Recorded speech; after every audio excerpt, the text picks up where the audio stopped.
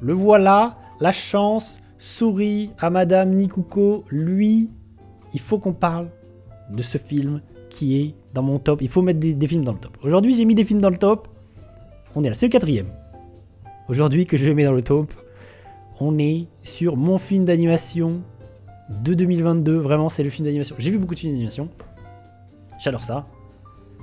Et lui m'a particulièrement bouleversé.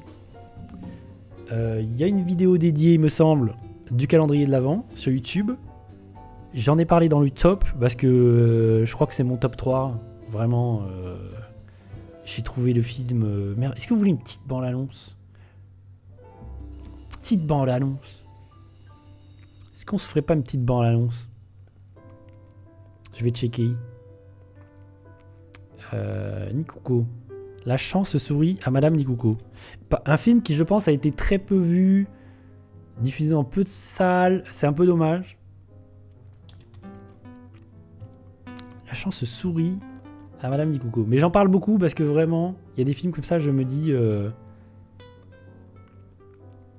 il faut... Si j'arrive à donner envie à une personne, j'ai rempli mon contrat. Je suis content. Alors, je vous mets... Non, c'est pas ça. Évidemment, je fais des... Non, c'est pas ça non plus. Bah... C'était donc ça.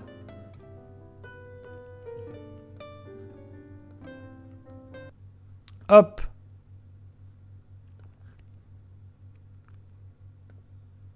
C'est des démarches.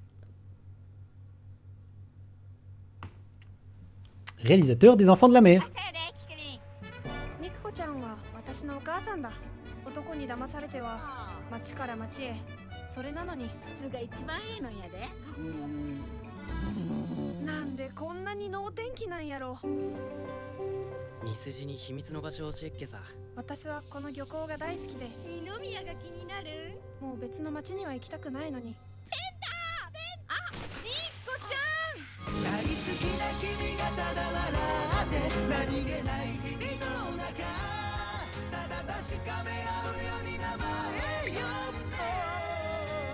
うちはニココちゃんみたいになりたくない。でもな。Ah, enfin une bande-annonce qui dure pas 4 heures. Merci. Une réussite à tous les plans. Je suis sur tous les plans. Je suis bien d'accord, ma bonne dame.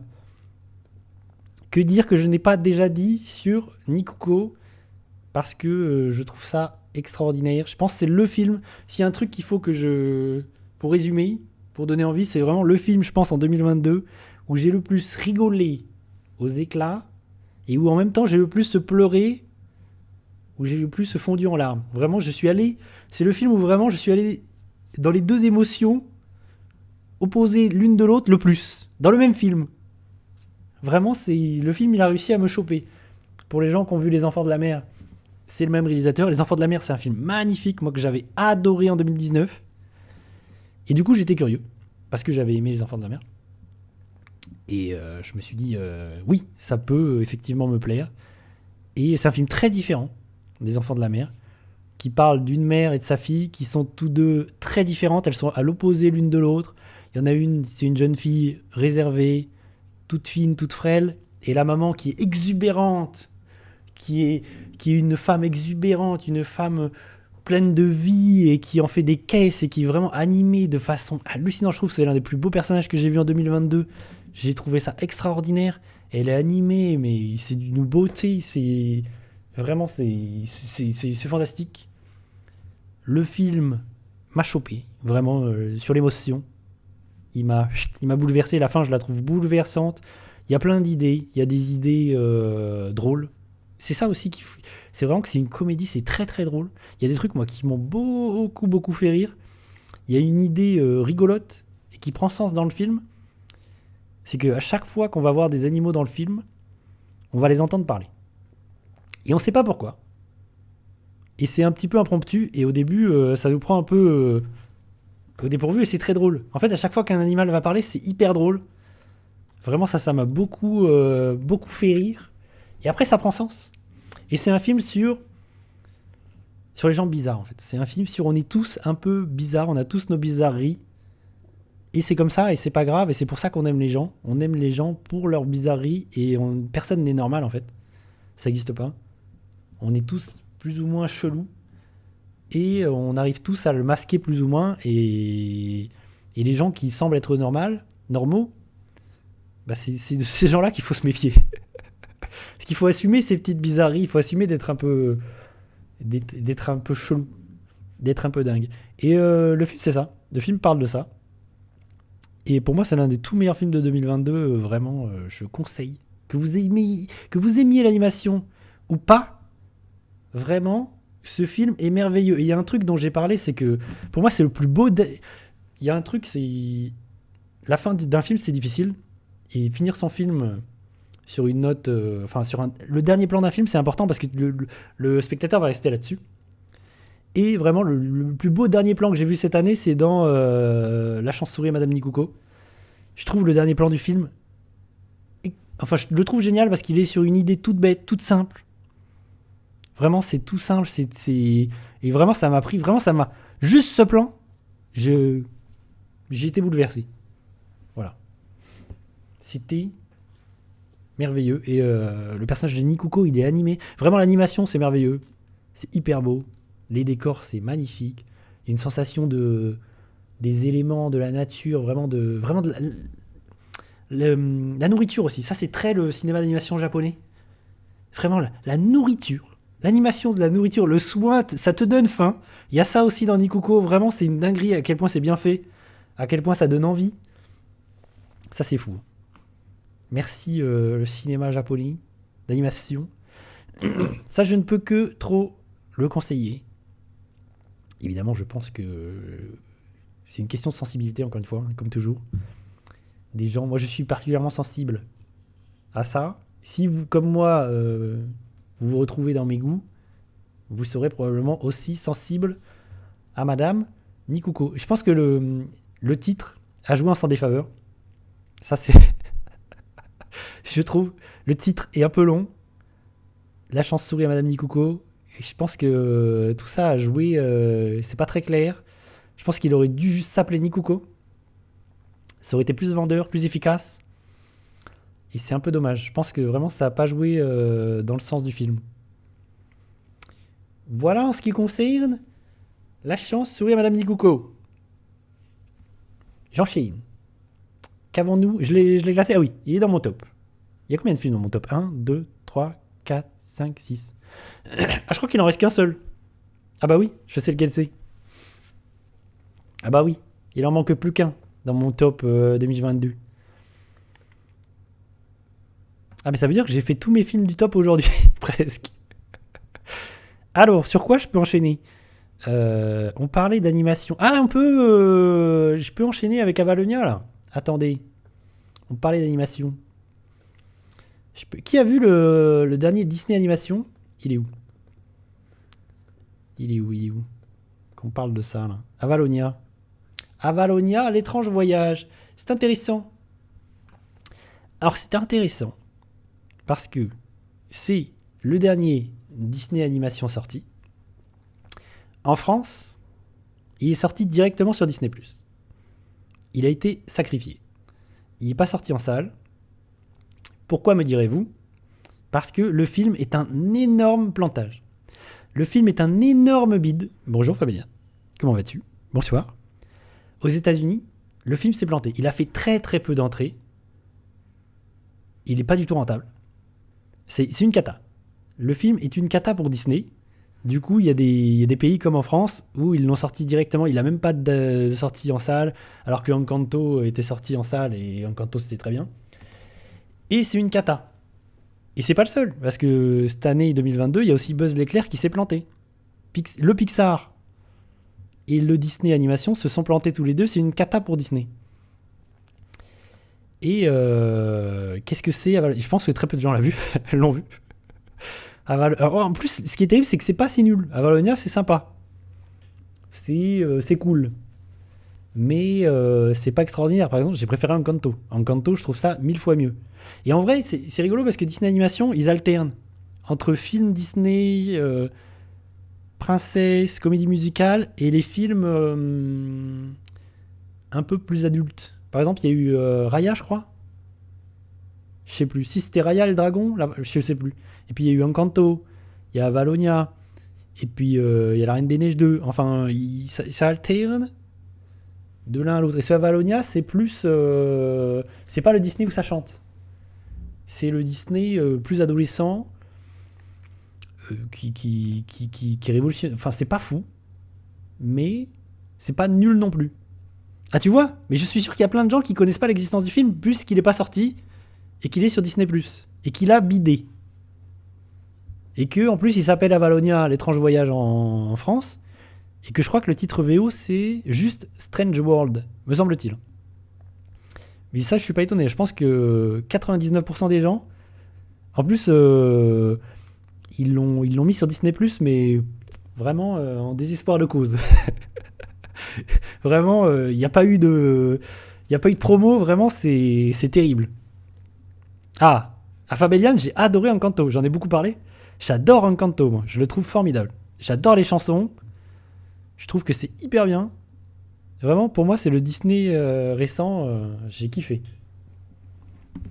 Il y a plein de belles idées dans Encanto, vraiment c'est super. C'est le dernier Disney animation où vraiment j'ai kiffé. J'ai trouvé ça vraiment super. Et d'ailleurs, sur Disney+, si vous avez aimé Encanto, il y a une version live où les acteurs viennent chanter en live les chansons du film, et c'est super. Vraiment, c'est super. Si vous aimez les chansons de Encanto, c'est super, ça défonce. Alors du coup, qu'est-ce que ça raconte que Avalonia ? Je vais vous faire un petit... En fait, c'est une sorte de film steampunk, dans un univers steampunk, où en fait, là où dans l'univers steampunk, on va faire enfin c'est le point de départ, c'est que l'énergie c'est plus l'électricité mais c'est steam, ça y est, j'ai plus les mots, bref, là l'énergie du film en fait c'est une plante qui permet, voilà, la vapeur. Dans Valonia en fait c'est un univers où c'est les plantes, la vapeur. Steam Boy, si vous avez vu Steam Boy. Il y a une plante en fait qui permet à ce monde d'évoluer technologiquement. Du coup, tout va tourner autour de cette plante. Et on va suivre une famille. Ça, c'est un truc qui est très... Chez Disney, c'est beaucoup ça. Ça revient beaucoup. C'est les histoires de famille. Du coup, les générationnelles, de génération en génération. Là, on a toute une génération. Le grand-père, le père et le fils. Et c'était pareil dans Encanto. La grand-mère, la mère, nanana. C'est pareil dans Alerte Rouge. Il y a plein de films comme ça chez Disney, chez Pixar, qui sont sur la famille et sur les générations. Et là, c'est le cas. On a un personnage, un grand-père, qui est en fait un explorateur un peu dingue, un peu chevronné, qui va partir explorer le monde pour trouver des choses. Qu'est-ce qui se passe dans cet univers ? Et c'est un peu le jeu du stream. Essayer de remplir les blancs, essayer de trouver ce que j'arrive pas à exprimer. Et en fait, il y a un prologue où le grand-père disparaît. C'est un explorateur qui va disparaître pendant des années, des dizaines d'années. On comprend très vite qu'il va revenir dans l'histoire. Et on va suivre le fils de l'explorateur qui, lui, décide de mener une toute autre vie. Pas d'explorateur, pas de fou. Enfin, il va à l'encontre totale de son père. Et du coup, il décide de devenir agriculteur. Et du coup, il va faire en sorte que la plante qui permet d'obtenir une technologie, c'est grâce à lui. Bref, c'est pas clair mon propos. Mais, et lui, il a une famille, il a un enfant. Donc on va suivre ce daron et son fils, son ado, et qui vont retrouver le grand-père, évidemment. Et il va se trouver que cette plante, qui permet à ce monde d'avoir une énergie de fou, cette plante est en train de dépérir. Donc, le personnage principal et son fils, enfin, oui, si le personnage principal et son fils, vont partir en quête pour essayer de soigner la plante, pour essayer de comprendre qu'est-ce qui se passe, pourquoi la plante est en train de mourir. Et du coup, ils vont partir dans ce strange world, ils vont découvrir tout un monde, ils vont se dire « Ouin !» et ils vont retomber sur le grand-père. Évidemment, spoiler, il a survécu pendant des années et des années dans un monde avec des créatures cheloues et des choses... C'est un peu No Man's Sky. Vous voyez No Man's Sky? Eh ben, on arrive dans un monde où en fait il y a des créatures cheloues, c'est coloré, c'est bigarré. Voilà, c'est stylé. Et puis voilà. Et puis c'est ce qui se passe. Et du coup il y a toute une, en fait il y a toute une réflexion sur, en fait sur la décroissance. Ça c'est un truc un peu étonnant dans le film Disney, c'est qu'il y a une réflexion sur la décroissance en fait. Et sur l'écologie évidemment, ça parle de ça. Et c'est un peu surligné, hein. C'est un peu bébête et méchant tout ça. L'écologie, c'est un peu au chausse-pied, on y va avec des gros sabots. C'est pas très, c'est quoi le mot? C'est pas très subtil, c'est ça. C'est pas très subtil. Mais c'est le message du film. L'écologie, voilà, c'est pas Miyazaki. Au niveau de l'écologie et de la nature, tout ça, on n'est pas sur du Miyazaki, mais c'est pas inintéressant. Ça cherche ses mots. Ça cherche ses mots. Les chaussettes de l'archiduchesse, bref. Mais en vrai, c'est cool. Je trouve le film est plutôt sympathique. C'est moins bien que Encanto. Ça a rien de bien original. J'ai déjà un peu oublié le film. J'ai pas envie de le revoir spécifiquement, alors qu'Encanto, j'ai grave envie de le revoir. Et voilà, je comprends pourquoi le film s'est planté, mais c'est pas si nul en fait. C'est pas parce que c'est nul, c'est juste parce que c'est un peu oubliable. Le film est complètement oubliable en fait. En vrai, j'hésite à le mettre dans cool ou dans bof. Mais je vais le mettre dans bof, je pense. Mais en vrai, c'est sympathique. C'est sympathique, mais là, avec du recul, je pense qu'après l'avoir vu, je l'aurais mis dans cool. Mais là, avec du recul, je l'ai oublié, le film, en fait. Le film m'a pas... Voilà. Je pense, si jamais certains d'entre vous voient le film, dites-moi. Dites-moi votre avis. En tout cas, je pense que Disney... Là, chez Disney Animation, il va y avoir des remises en question. Que ce soit chez Pixar aussi, d'ailleurs. Parce que vraiment, c'est un échec monumental. Le film n'est pas du tout rentable. Ça a été un échec... et je pense que le budget est énorme pour ce type de film d'animation. Le budget est phénoménal. Et Buzz l'éclair, c'est la même chose. Donc je sais pas s'il a été annoncé d'ailleurs le prochain Disney. Je sais pas ce que ça va être. Par contre, ça me fait un peu peur aussi de me dire que... Ça y est. Les films Disney, animation, les films Pixar vont être sur les plateformes et puis voilà quoi. Ils vont plus prendre le risque de les sortir en salle parce que ce serait une trop grosse prise de risque. Et c'est un peu dommage. J'ai un peu peur que c'est ce qui se passe. Que du coup, ce soit juste pour remplir le catalogue Disney+. Et que du coup, ce soit aussi des productions un peu au rabais. L'avenir nous le dira. L'avenir nous dira ce qu'il en est. Ah mais du coup je l'ai mis au même niveau que Luck. Alors que c'est beaucoup mieux. Ça c'est le problème de ma tier list. Par exemple Avalonia c'est beaucoup mieux que Crypto et que Luck. Ah c'est un problème. C'est quoi je le remonte? Je l'ai remonté. Mais en vrai il devrait être entre les deux là. C'est une problématique. Ou alors, le problème c'est que j'ai pas mis de classement dans les rangées elles-mêmes. Bon bref, c'est pas grave. Il est entre les deux. Voilà, peu importe. Avalonia, c'est pas ouf. C'est sympathique. C'est entre les deux. Je le remets dans bof. Voilà. Je sais pas. Je sais pas. Finalement, je sais pas. Le film m'a laissé perplexe. Mais en vrai, c'est plutôt cool. Allô, de quoi est-ce que on pourra parler? Quelle est la suite des événements? La mort de cet homme. Je pourrais enchaîner avec Pinocchio, vu qu'on était sur du cinéma d'animation. Qu'est-ce que vous en dites? Et vous savez quoi? Vu qu'on est sur le cinéma d'animation, j'enchaîne avec Pinocchio qui, lui, je le mets dans génial. Pinocchio, ça va très haut. Il est où d'ailleurs? Il y a Pinocchio sur Netflix.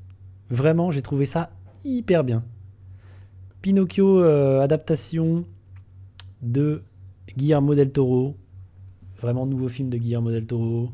Nouvelle adaptation de Pinocchio. J'ai trouvé ça hyper bien. C'est un super film d'animation en stop motion. 2022, c'est l'animation stop motion au sommet parce que vraiment il y a eu Junkhead, des choses comme ça, j'en passe et des meilleurs. Vraiment, moi j'adore le Disney. Le Pinocchio de Disney, je trouve que c'est un film extraordinaire. Vraiment, c'est un film qu'il faut revoir. Et il faut se rendre compte à quel point l'animation du film Disney, elle est dingue. Elle est ma boule. Et qu'on sait plus faire ça aujourd'hui. Vraiment, et que le film, je sais pas, il a 50 ans plus. Enfin, c'est un savoir-faire que on sait plus faire, ce genre de film. C'est une dinguerie. Et ce Pinocchio sur Netflix, disponible sur Netflix, il a ça d'intéressant que c'est un vrai film de Guillermo del Toro. Et que c'est un vrai film, que c'est une vraie réappropriation, réadaptation, ça raconte autre chose. C'est vraiment reprendre le matériau de base. C'est pas un remake du film Disney, c'est pas reprendre le livre en étant fidèle, c'est vraiment une version différente. Et c'est en ça que le film est hyper intéressant, parce que vraiment la fin, elle est surprenante, elle est bouleversante, la fin, elle est magnifique. Et le film dit dit autre chose. La morale du film, elle est pas du tout la même. Ouais, tu te rends compte, 1940. Tu te rends compte ? Genre, c'est fou. Si vous voyez Pinocchio de Disney, aujourd'hui, le film, il est encore fou visuellement. Putain, c'est fou. Hein. Quand on se dit ça, c'est complètement fou. Ça n'a pas de sens. Franchement, les Disney de cette époque-là, on peut les voir encore aujourd'hui, c'est ça qui est dingue. Et c'est encore ma boule. En plus, les restaurations sont magnifiques. Bref. Moi, je recommande vraiment le Pinocchio de Disney. Je trouve que c'est l'un des tout meilleurs Disney animation ever. Je le trouve fantastique. Et qu'est-ce que je disais ? Et oui, ce Pinocchio, en fait, il raconte autre chose. C'est ça qui est intéressant, c'est que la morale n'est pas du tout la même. C'est que là, l'idée de devenir un petit... En fait, le Pinocchio veut pas devenir un petit garçon. Et en fait, c'est un film de monstres aussi, de créatures. Et c'est un film qui va parler de la mort, qui va parler des gens, enfin des freaks. Enfin, les thèmes habituels de Del Toro. Ça va parler de la guerre aussi, parce qu'il a mis dans le contexte de la guerre. En Italie. Enfin, c'est très très beau. Il y a un personnage qui est littéralement la mort. Pinocchio va mourir. Enfin, c'est pas un spoil, mais Pinocchio meurt et revit en fait. Il revient à la vie plusieurs fois. Parce que c'est une créature un peu fantastique. Il y a plein de choses brillantes dans le film. Il y a plein d'idées géniales. Il a réussi à un petit peu repenser le personnage, repenser l'histoire. Et vraiment, c'est cool.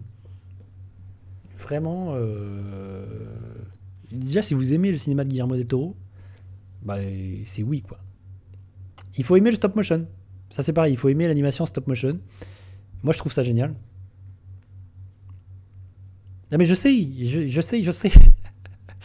Mais je comprends.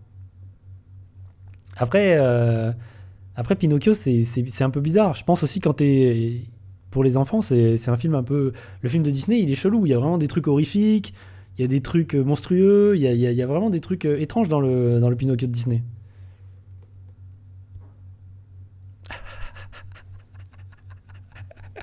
Mais après, c'est normal. Je reviens toujours là-dessus, mais c'est une question de sensibilité, quoi. C'est juste ça. Hein. T'es sensible à des choses et pas à d'autres. Et tout au long de ta vie, t'essaies de comprendre vis-à-vis de quoi t'es sensible. Et c'est difficile. En fait, souvent, la question de pourquoi j'aime telle ou telle chose, c'est hyper difficile de répondre à ce genre de questions. Pourquoi j'aime telle ou telle œuvre, c'est essayer de se comprendre soi-même et essayer de comprendre qui on est. Bonne soirée, Kalaïn.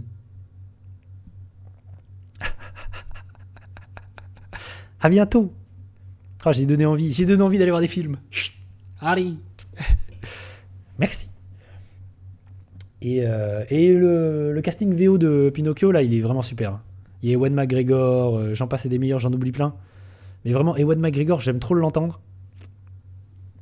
Vraiment, la VO, elle est super. J'ai pas vu la VF, donc je sais pas ce qu'il en est de la VF. Mais la VO, elle est très très très bien. L'animation en stop motion, ça a pris des années. D'ailleurs, il y a un petit... Ça, c'est cool sur Netflix. C'est que parfois, avec leur production, il y a un petit making-of. Et là, il y a un petit making-of qui va avec le film où on voit les équipes travailler sur le film. Et c'est hyper intéressant parce que l'animation stop motion, c'est long. C'est des années. Il faut tout créer avec ses petites mains. Il faut tout créer soi-même. Enfin, c'est de la folie. On se rend pas compte à quel point c'est long, c'est fastidieux. Ça prend vraiment, c'est... Je pense que tu peux très vite baisser les bras sur ce genre de production tellement c'est fou en fait. On se rend pas compte. Et le film est visuellement assez dingo. Et en plus, visuellement, ça ressemble vraiment à un film de Del Toro. Il est en fait, il est co-réalisateur aussi, c'est un truc ça que j'ai pas dit. Il est co-réalisateur avec quelqu'un qui est plus habitué à faire du cinéma d'animation. Donc voilà, vraiment, je conseille ce Pinocchio que j'ai beaucoup aimé. Il y a plein d'idées. Hein. Il y a plein de petits... Vraiment, j'ai envie de le revoir. Ça fait partie de ces films où j'ai envie de le revoir. Je l'ai mis dans Génial. Il a pas volé sa place. Et ça chante aussi, il y a des chansons. Je l'ai pas dit. Mais d'ailleurs, c'est composé... Comment il s'appelle Desplat. C'est quoi son prénom Desplat, le français. Compositeur français, Desplat... C'est quoi son prénom? C'est pas Guillaume. Alexandre Desplat. Ou Desplat. Bref, c'est lui qui compose la musique du film. Il y a des chansons dans le film. Il y a quelques chansons qui sont vraiment cool. Même s'il y avait un bémol. C'est les chansons que je trouve pas extraordinaires.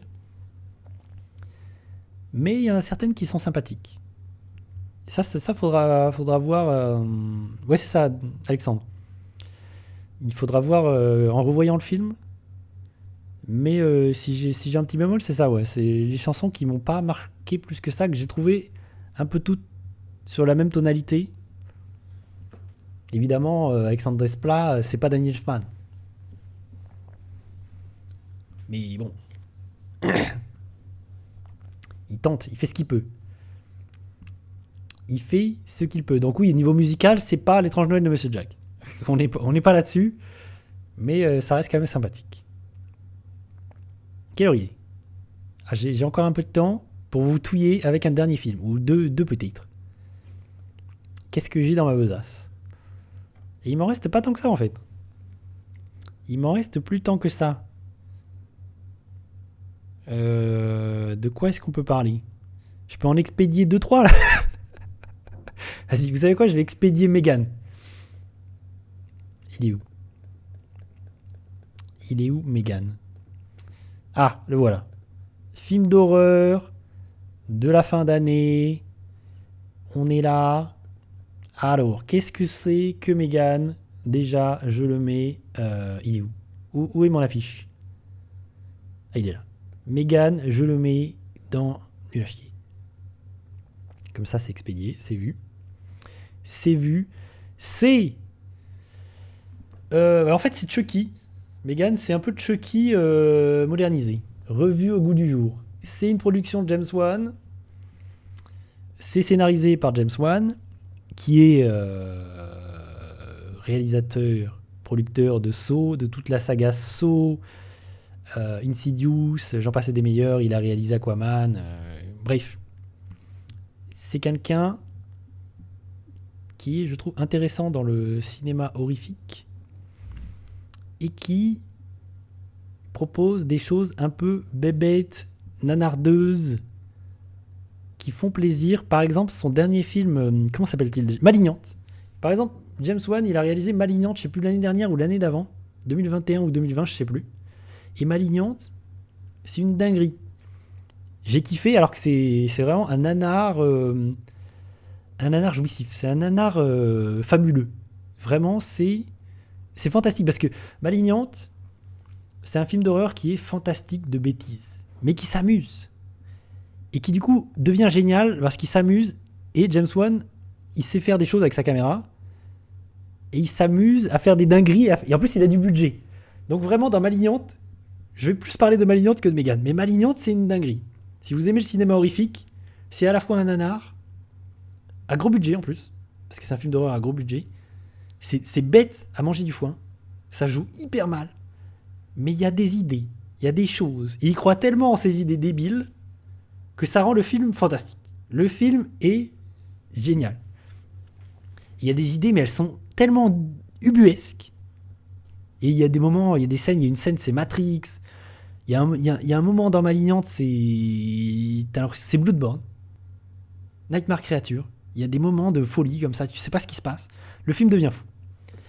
Du coup, moi je vois qu'il est scénariste de Megan. Je me dis, je sais que ça va pas être bien, parce que c'est le cinéma grand public, d'horreur horrifique grand public, et qui sont tous plus ou moins nuls, ces films. Surtout quand t'aimes le cinéma d'horreur. Mais ça peut être turbo débile. Ça peut être turbo débile et rigolo. Ça peut être génial, comme Les Malignantes. Bon, malheureusement, il est juste scénariste, du coup, il réalise pas le film. Du coup, c'est turbo débile, mais c'est pas génial. Du coup, Megan, c'est très très nul. Un jour, Fabellian. Un jour. Il est toujours dans ma liste. Avec Sekiro d'ailleurs.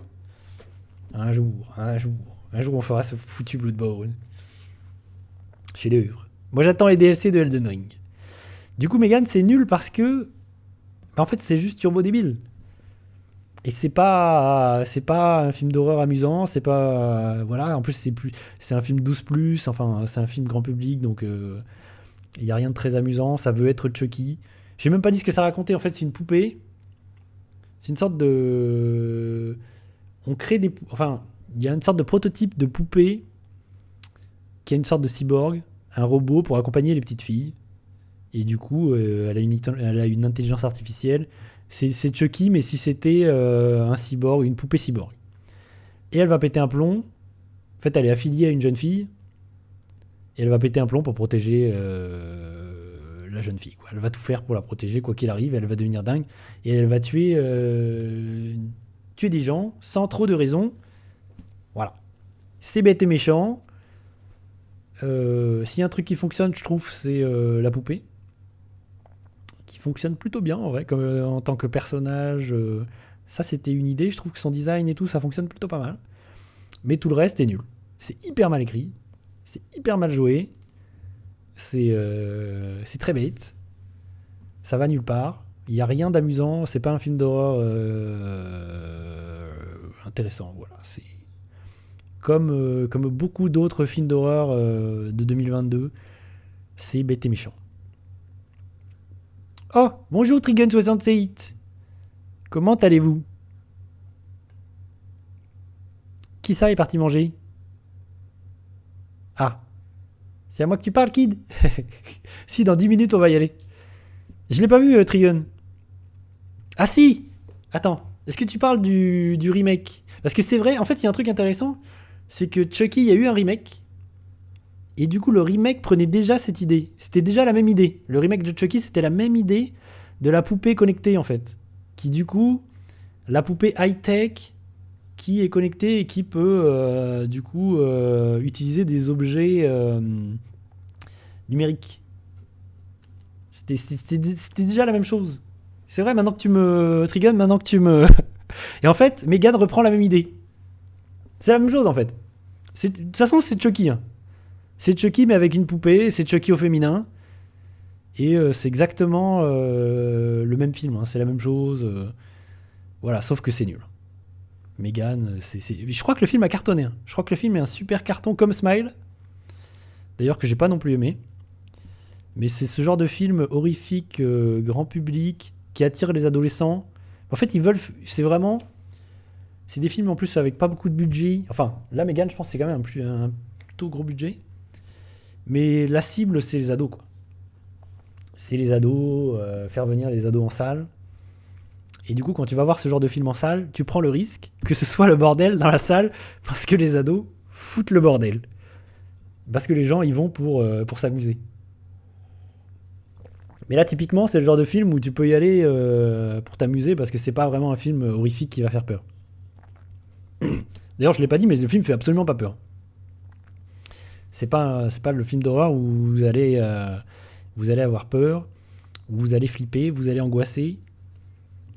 Allez voir The Sadness. Si vous voulez avoir peur, être choqué, il faut aller voir The Sadness qui, lui, déconne zéro.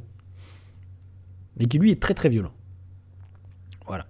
J'ai expédié beaucoup de films d'horreur. C'est terrible parce qu'en 2022, j'ai vu pas mal de films d'horreur et il y en a assez peu qui ont retenu mon attention.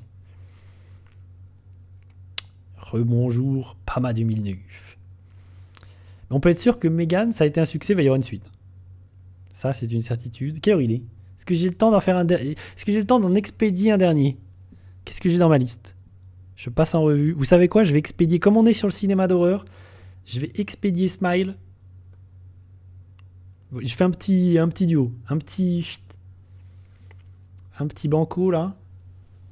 Un petit combo. Il est où, Smile ? Il est où ? Un petit combo. Attendez, je l'ai mis où ? Il est où dans ma... Il était... Ah, il est là.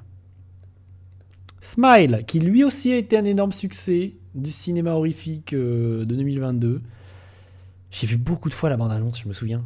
Dans les salles, j'ai vu beaucoup de fois. Il a été matraqué, la bande-annonce, elle a été matraquée. J'ai pas du tout aimé. Je sais qu'il y a des gens qui ont beaucoup aimé et que le film a eu des critiques positives. Je comprends pas. Là, je suis dans l'incompréhension vis-à-vis de ce genre de cinéma horrifique. Encore une fois, grand public. Où vraiment, j'ai l'impression d'avoir déjà vu ça 4000 fois. Et où je vois pas l'intérêt. Vraiment, c'est... En fait, il est dans cette catégorie de films d'horreur où... En fait, c'est des films d'enquête. Il va se passer un truc chelou. En fait, c'est une jeune femme qui est psychiatre, psychologue. Et un jour, elle va être devant un événement étrange où une de ses patientes... Il me semble que c'est ça, hein, c'est encore flou dans mon esprit. Donc, je suis à peu près. Mes synopsis, ils sont à peu près. Elle va voir une de ses patientes se suicider littéralement devant elle. Du coup, elle va être choquée et elle va essayer de comprendre comment elle en est arrivée là. Et en revenant, en enquêtant, elle va découvrir des choses bizarres. Et cette idée de personnage qui sourit. Et en fait, il y a une entité. Quand tu as vu ce personnage qui sourit, je crois, quelque chose comme ça, tu vas mourir. Ou ce genre de choses. Je crois que chaque personne qui va rencontrer cette entité au sourire maléfique va mourir. Et en fait,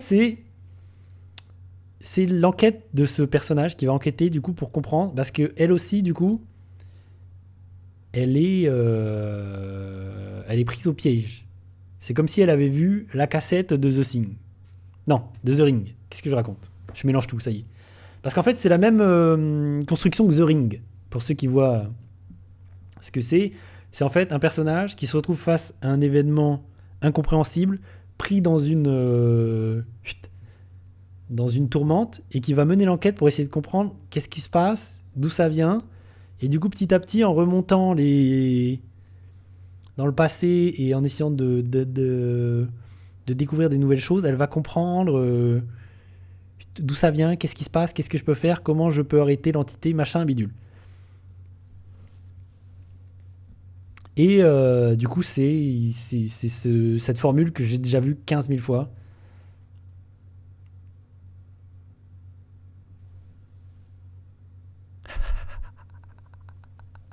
On comprend rien, Coléo. On s'excuse. Mon explication est pas claire. Mais tout ça pour dire que c'est The Ring, quoi.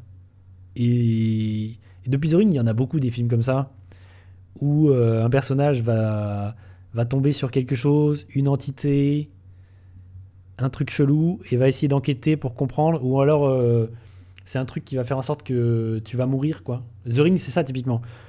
Le personnage a vu la cassette, il va mourir dans une semaine, et il veut essayer d'arrêter ça, et il mène l'enquête pour comprendre comment arrêter ça.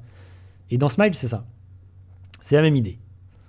Et des films comme ça, j'en ai vu des dizaines et des dizaines. C'est ça le problème. Du coup, j'ai eu cette impression d'avoir déjà vu ça 15 000 fois. Et rien de très intéressant dans Smile, quoi. C'est vraiment un film d'horreur lambda comme j'en ai vu 15 000. Et ça m'a pas du tout marqué. Vraiment, je l'ai aussi vite vu, aussi vite oublié. Il n'y a pas beaucoup d'idées, pas beaucoup de choses qui font peur, voire rien qui fait peur. Si des gens qui sourient de façon maléfique, ça vous fait peur, peut-être. Mais je pense que le film a marché parce que la bande-annonce peut-être a été assez efficace.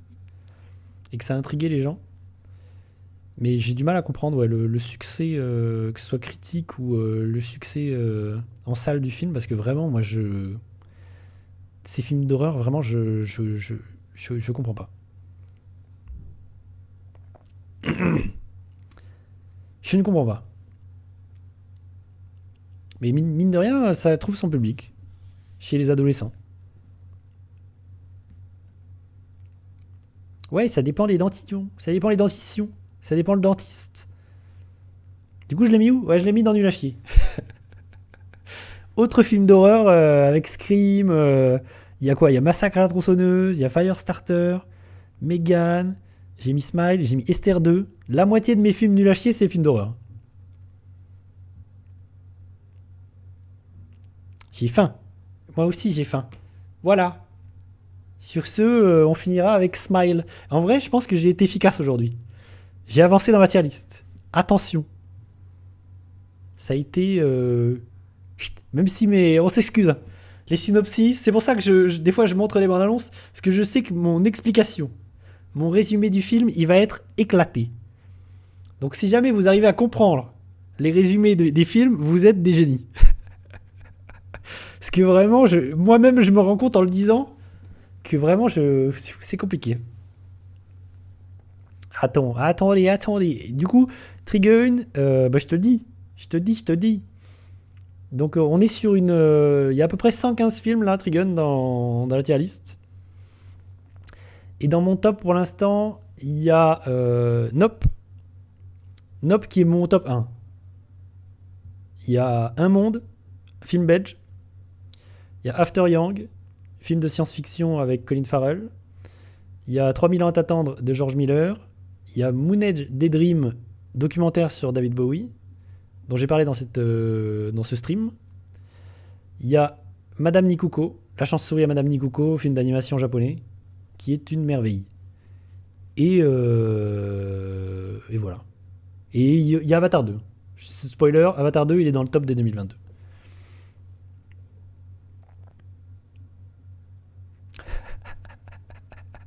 Je vais faire ça, Kid.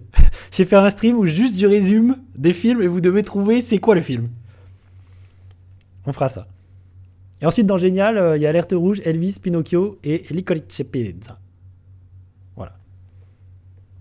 Et là où il y en a le plus, c'est dans... finalement, c'est dans Nul à chier et dans Bof. Et tu sais quoi, je ferai peut-être ça, Mikado. Et Kid. Je ferai un quiz où juste je résume des trucs de façon maladroite et vous essayez de trouver. Mais ça va être quelque chose. C'est déjà un peu ça, ce stream. Sauf que vous savez ce que c'est, mais vous n'arrivez pas à recoller les morceaux. Voilà. Et du coup, vous pourrez retrouver tout ceci, toutes les VOD sur YouTube. Attention.